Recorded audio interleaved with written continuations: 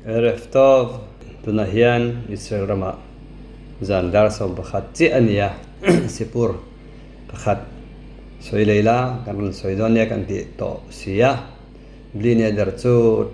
kan ti thona in soi thei chuan soi kha thani mo lo ngai thatu tan po tha ke mani tan point ti chakna ni pa phone mo chuan kan tu soi tur chu ha even hayakara vekibut af tinia lungman tole pa zana ti pon mi zo tong chuan kan let menga chuan kan chiarang o betam bigda somlai khan tum khat chu afnei khoshen pui thiam ombel zinga lungman to pakhat chu bo pala lung thatchi le to tak ani wangin awan po wang lea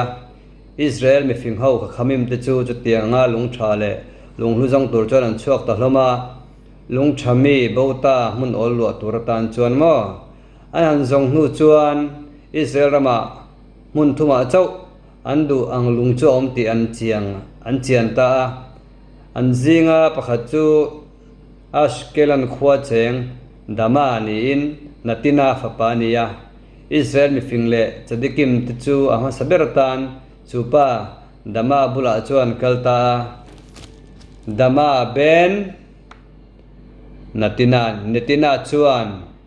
Israel mi thiam chu anina leng lu tur chuan soma amero chu Israel mi thiam te chu zoite atang tur na shila achan chuan bul roma chuan apa muhila a har launan apa muhil kha har launan ni chumo Israel mi thiam chuan alung thami nei chu paisa tam dewala yan du thuan shila dama ben netina chu rei lo te tak an in ngai to lok nu chuan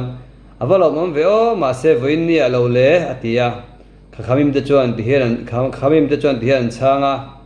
alung thami chu kan mamo veo sin le tuna po antia aya poisa tam le zoli du poin antia dama chuan chang ati hian nilawe sum chu har sabna nilau har sabna jok chu longhu thami chu thingrema thadewin kan kalkhuma acha bi chu kapa muhil mek lukham hoya sonoma atita kapa muhil tui lai ti boy kadu lovin kai har kadu lawa hadam takin muin cholse kadoni atia chuwang chuan voina chuan kalhunglu chu kape leitir thailawang chu atita hakhamim de chuan poi ti takin lungthami dangjong tuiran kalta dama chu apa lo thonu po chona pa cheng ma sil du lawa achan chu apoi ti yang ti vel hlau wangin mo apa khan uidoni chuan man mole rang takin cha bi chu lain thingram chongin chulung special tak pui thiamom bel khoshen nami kimlo no khana tur chu khamim te petur chuan an mani chu chak takin aum ta hatan chok vet hal chumo aina tang chuan khamim te bul then chuan chulung special tak chu peta khamim de chuan poisa tam jok pek belantuma anlom mai sia ma se dama chuan atira indor na paisa ai tam khachu adong du tatlat loni mo midik takani ti shetani chu khamim de chuan chu goi pa ina apa zale choi moizi an mu chuan ro puin an tin makan ti mai ni heta hian kha kan she chinang khan nule pazana hi sawa po khan atina sa ante achan kumeng mo zo chung talabana ne na om chung khan ani chuan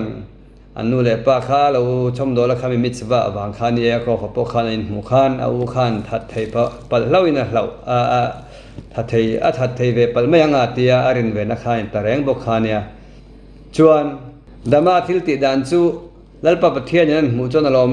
maya anu rei lo te a chuan aranen kol bong zinga po para duma bong la sen eng mai na pol boilo tirin chu po chu avodat ko de satana mang leta ti chuan khokmai Israel tora mi thiam chu an hena kal lein para duma bong la sen wang dak chu hen tang chuan poisa tam takinan le leta mal somna dong hle mai mo